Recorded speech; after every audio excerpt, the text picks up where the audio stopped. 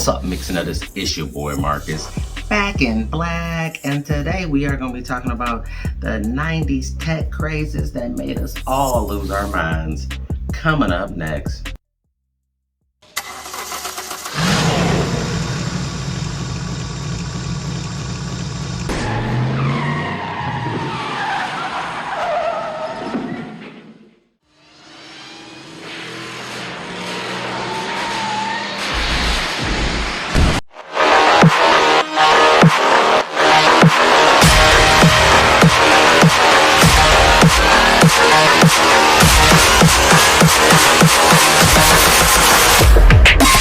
Now, before we even get to the video, go ahead and like and subscribe to the channel.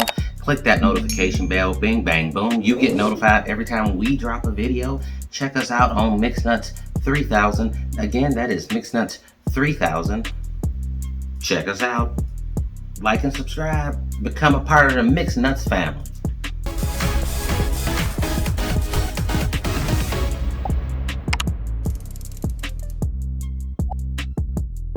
Alright, so 90s tech was a different kind of tech, alright guys? I mean, it's going to seem pretty ridiculous right now, but the things we're going to be covering today are going to really give you an idea where we are, like where we are now and where we were then, and the weird things we cared about, you know what I mean? But let's dig into it. I was a kid when I first saw this, but this is from Home Alone 2. Remember Kevin McAllister? You know what I'm saying? He had the old Talk Boy. Now the Talk Boy was a very simple toy. You could just record your voice, slow it down, speed it up, you know, do playback and stuff like that. I think this toy really existed and did so well because of Home Alone 2. But some people would try to debate it, but I'm like, seriously though, this is not something I would have had on my Christmas list that year. Unless I seen it in Home Alone 2, which I did, and I totally managed to get one. But this is some of the weirdest tech. Look at this thing, man. Just take a look at it. Let's take a close-up look at it. All right, so you're looking at the Talk Boy, right? Now the Talk Boy is a perfect symbol of 90s tech. Clunky, obsolete, tied to a beloved 90s franchise, and featuring a payoff that is, for the time, was amazing novelty, but now it's positively, medieval/Jurassic. It was seriously just a video cassette and in a little player upon which you could record and play back your voice.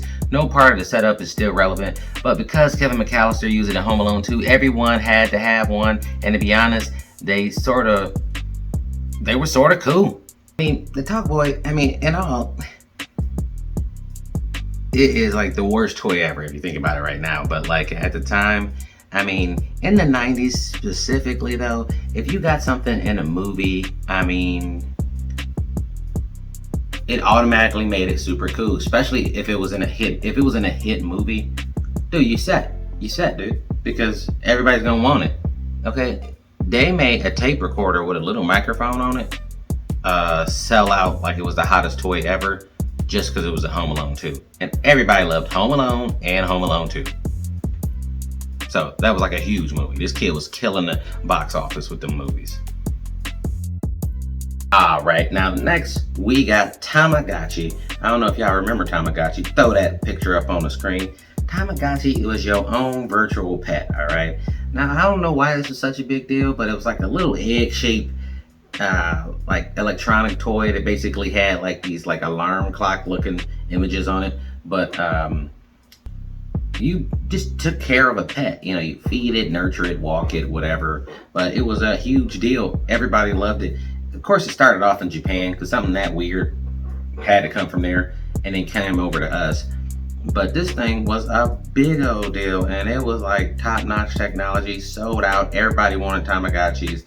Everybody wanted more than one, and it was just kind of a weird time, man. I mean, 90s tech is the strangest, and the crazes that caught on are even weirder. I don't know if y'all even remember this, but that 1998 iMac, ooh-wee, everybody wanted it. Look, these things still look cool. Something about that gel casing around it. I mean, it had that big old booty on it. Throw it up so everybody can see it. Now, this is way before iPhones and, MacBook Pros and any real computing power. I mean, now your cell phone's probably more powerful than this iMac, but still, look at this thing, man. It was beautiful. And people try to sit up there and deny it, but every time you saw this thing in a movie, you was like, damn, I want that. I still kind of do.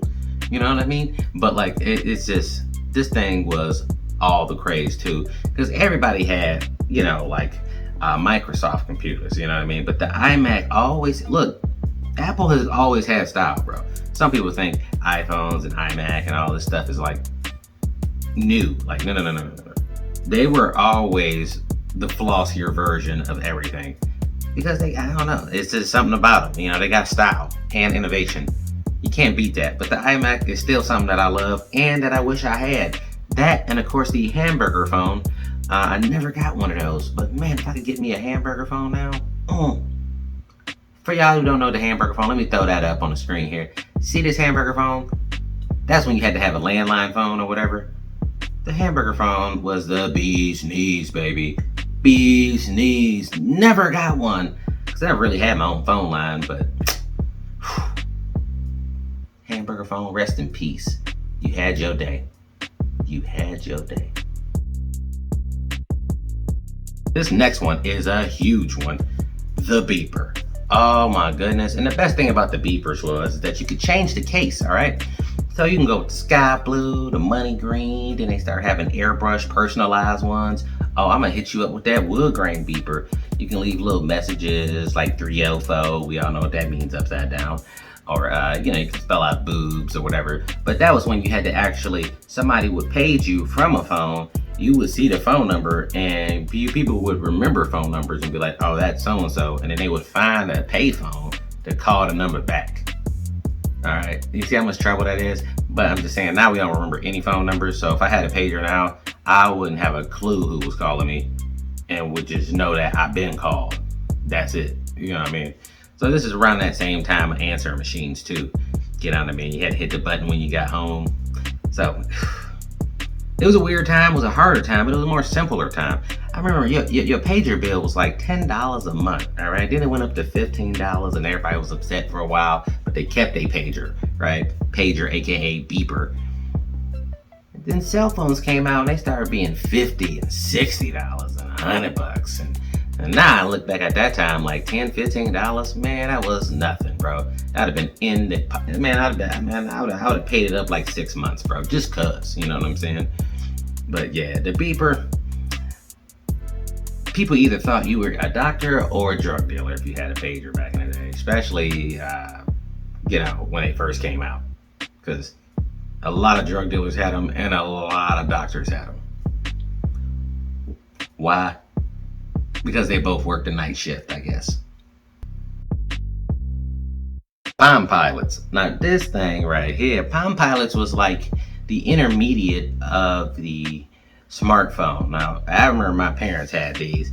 Palm Pilots were like kind of a rave. It was supposed to be for the business person on the go, taking notes, helping to get organized. Because before they had Franklin planners, which was just like a giant journal where you wrote down stuff and put stuff in your calendar and all that. But the book is like this thick after a while. You got all these papers in it, and now you're just slowly becoming unorganized, but all your unorganization is in one book. So then they came out with the Palm Pilot that it got these little what's-the-names and you can like scribble on it, and it was supposed to be able to recognize your handwriting and write and type the letters out, but it was terrible.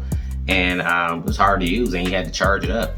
The battery lasted a long time because, I mean, let's be honest, man, it wasn't really like power hungry. This thing was pretty weak as far as like what all it could do, but it was something. It was a gadget for people who make too much money and like gadgets.